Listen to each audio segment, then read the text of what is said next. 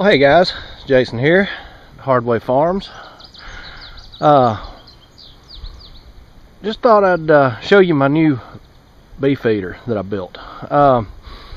This is made out of scrap from work. We use this 15-inch cable rack to sew cables on in the telephone industry, and if you cut any, it comes in 10-foot sticks. So if you cut any amount of it off, the rest of it just goes in a dumpster. So I take it, I'll bring the scraps home and use it for all kind of projects. But you could do this setup with 2x4s just as easy, actually probably easier. But what I've done here is I've taken and built me just basically a little table for my bucket feeders, and I'll show you how to make the bucket feeders in another video. Once I get that video up, I'll link it to this one. But what I've done is I've built a stand to hold the bucket feeders, and I've took some turkey pans that you just roast a turkey in. I've filled them with pea gravel. Let's walk over and take a look at this. I filled them with pea gravel, and then along the edge just below the gravel line, I've knocked holes in it so that it'll catch rainwater and the runoff from the simple syrup that I feed the bees with, and the bees can crawl around on those rocks and get the rainwater or get the simple syrup without getting their little selves drowned. But let me set the buckets on here and you can get a better idea how it works.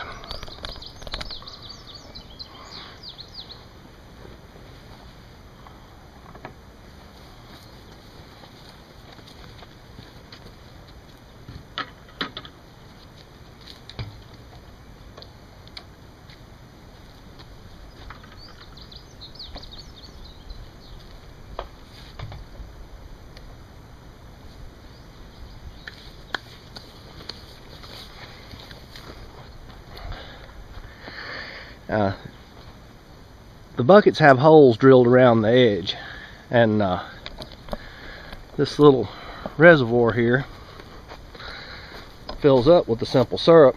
The bucket will pull a vacuum, and the bees, as you'll see here in a little bit, they just clamber around these edges here. Biggest thing is to make sure that it's nice and level. Now, I've made some mistakes. One of the mistakes was, there's my bee stands.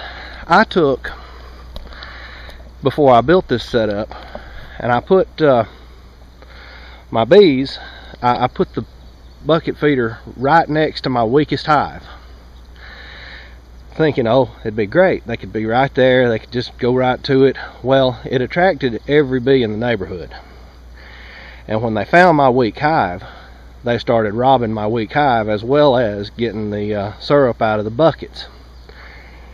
And I'm going to tell you, actually, it was this hive up here that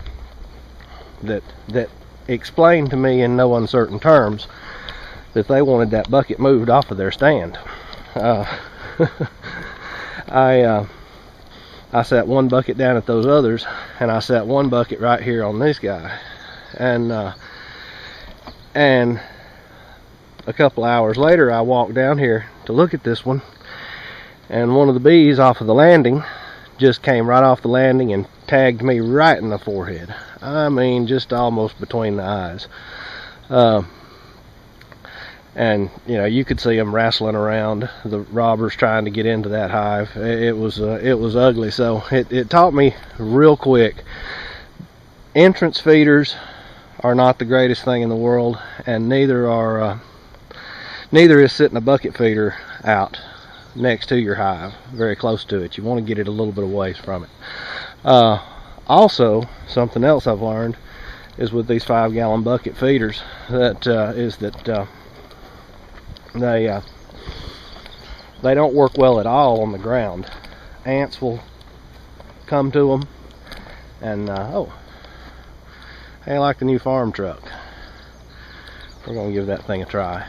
I'll give it a review later. It's a new to me 2008 model Honda Ridgeline, but we're gonna see how it works. I've got the dually and I've got my Jeep, and now I've got the Ridgeline for a sort of a in-between. But where was I? Yeah, these bucket feeders don't work well on the ground either. They just don't work well at all. But you know, unless you get them up on a stand like this. I'm really impressed with this, and like I said, I'm going to build another stand for my other bee yard, and here in a future video or so I'll show you how to make this bucket as well. But anyway, guys, just wanted to show you my stand, and this is today's project at Hardway Farms. Well, guys, the bar is open.